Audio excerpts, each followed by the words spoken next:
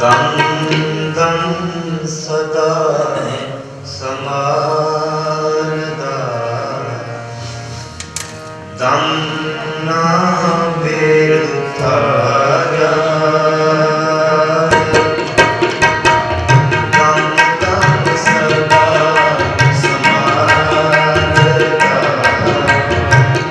दम ना बेरुखाया दम ना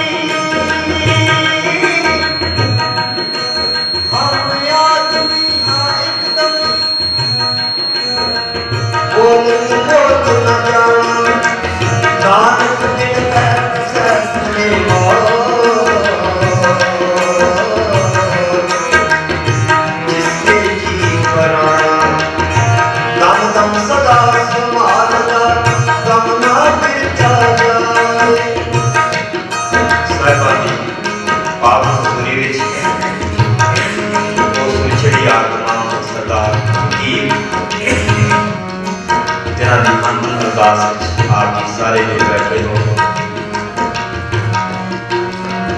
कबीर जी कहते हैं, कबीर पड़ोसी के जो हुआ तू अपने भी जान, राणा रावना हो रहा है राणा तुम उसकी वारी आपको अपनी कोई ना बताती। तकरीबन 73 साल की उम्र दे सरदार कमलजीत सिंह जी सानू सजीवी विछोड़ा दे गए। पर कुदरत का कालपुरख का अटल निज़म है, जो आया सो जग सी सब कोई आई वारी है। कई जीव ऐसे हैं जो गर्भ के ही खत्म हो जाते हैं, कई जन्म लैंदे साल, कई बचपन में, कई जवानी दे, कई बुढ़ापे दे, जिवें जिवें उस कालपुरख का हुक्म जे हर चीज लिखिया के हम कुमारी कले आप नानका सदे उठी जाए। उस परमेश्वर के भेजण के नाल एक जीव इस संसार में आता है ते जदों सद लवे फिर इसनूं जाना पैंदा है। कोई जीव उचित नहीं जाती।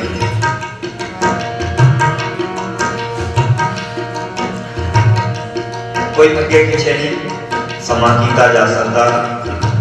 जदों हुक्म आ गया, आया हुक्म पाकरम का छोड़ चलिया एक दिहाड़े, ते फिर चाहे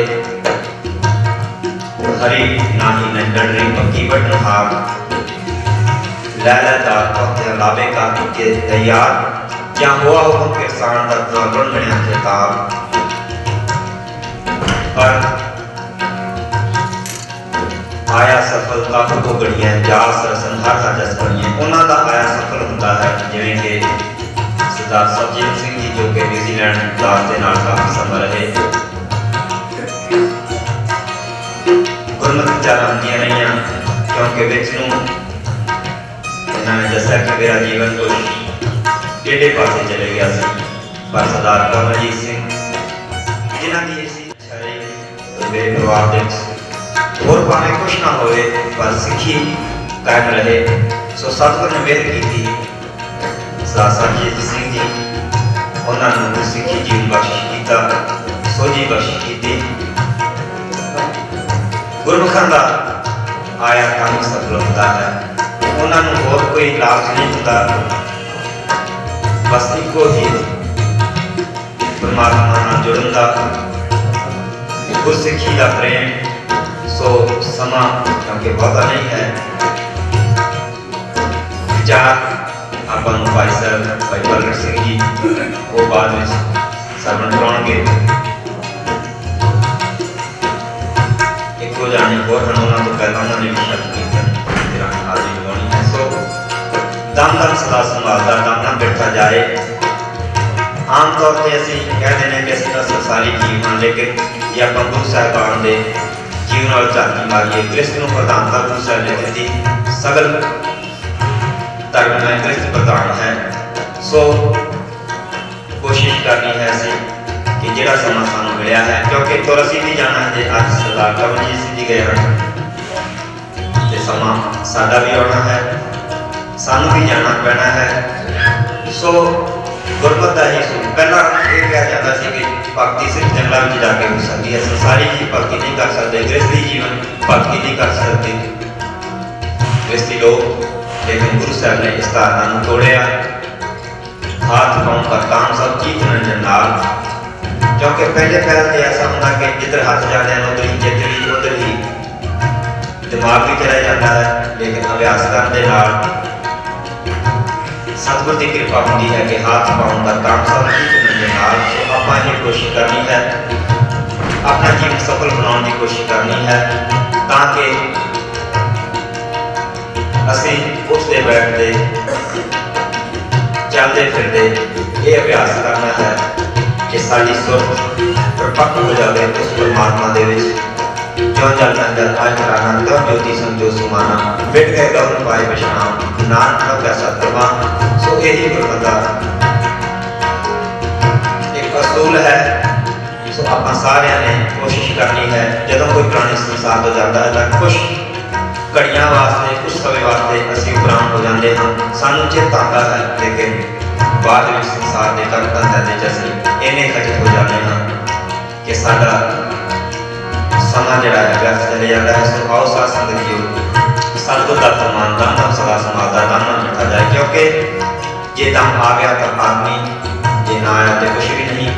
ਸੋ ਆਓ ਆਪਾਂ ਅਰਦਾਸ ਕਰਨੀ ਹੈ ਕਿ ਸਤਿਗੁਰ ਉਸ गुरु सजीवी अपने गोद में निवास बख्श कर। सो आओ ये पंक्तियां पढ़ के अपनी समाप्ति करिए। उपरांत इसे तरह कीर्तन जारी रहेगा, पर इसी तरह सारे ने रल मिल के अपनी हाजिरी लगानी है, इस समय को सफल करना है। सो आओ ये पंक्तियां पढ़ के समाप्ति।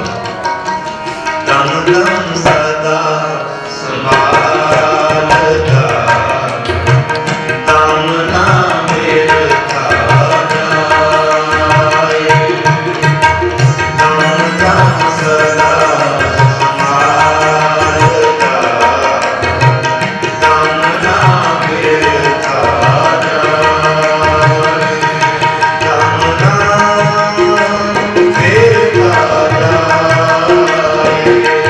I'm